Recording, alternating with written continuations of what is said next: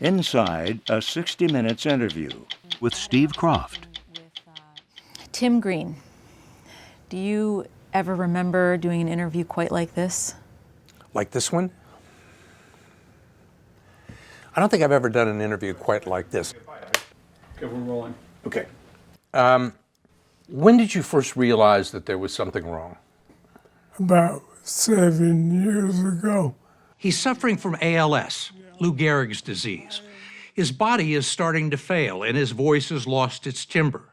But his story now is even more compelling than it was when we first met him back in 1996. How so? How is his story more compelling now? Well, at the time he was, 3 years retired from the NFL. He had a promising writing career that was beginning. He was on top of the world. Now... So this is a new book. Yeah. To see the way he's handling it, I think is... Not everybody handles things that way. Good job. He's a wonderful role model, I think. Watch outside. What can we learn from him? There's so much most people could learn from him. I don't know where to start. Commitment, pursuing things that you want to do. That's the secret to me of a successful life. Do things you want to do. And also the importance of family, I think.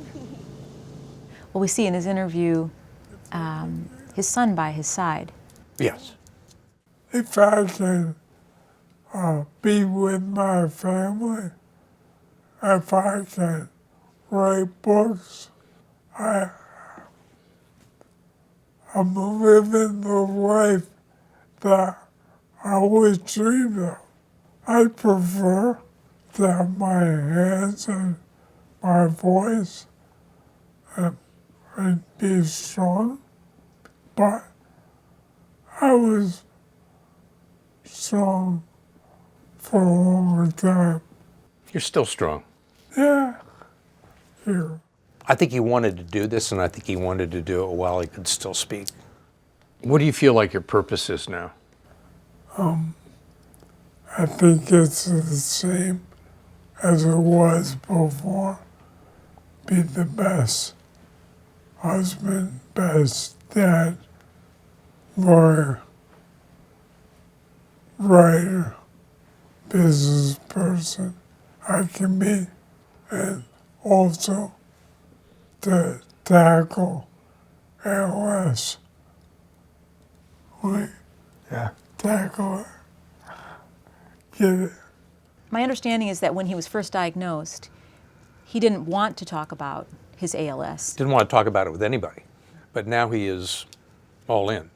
He's letting the world see exactly what he's going through. I don't know why. At one point, he tells you that his tears are tears of joy.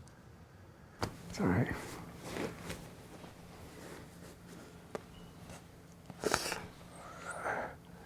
Now these tears are tears of joy. I don't think it's like, oh, it's so joyous that I've got ALS. I think it's a way for him to express or explain the fact that he doesn't want sympathy, that this is not about sympathy. He's very happy with the life that he's lived. It's a way of fighting. Yeah, I think it's a tactic, it's a tool for fighting. I don't know anyone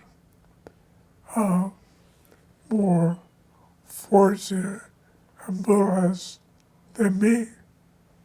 Even with this. It's hard not to hear an echo of that famous Lou Gehrig speech. Yeah. I don't know how many people are going to remember that. I consider myself the luckiest man on the face of the earth. It was his farewell speech. I might have been given a bad break, but I've got an awful lot to live for. And I think Tim feels the same way. So people would say, Tim, God bless you. And I'd say, he already has. At times during this interview, it's difficult to understand him because of the ALS. Right. His son really provides an assist, and you do too. Tell me about the magic. What made you keep doing it? You know, you break past some 300-pound giant and slam him into the dirt, and you stand up and 60,000 people are screaming for you. Your hands are like lightning rods, and it Lightning washes, rods. yeah, and it washes through you. You can't replicate that. It comes washing through you? Yeah. Is that what you said? Yeah. Yeah, it comes washing through and you can't replicate that. There's nothing else. Look, he's a very articulate person. And you just want to help him. You want to help him along. And I think between the words that he chooses and the expressions on his face, he still is a great communicator.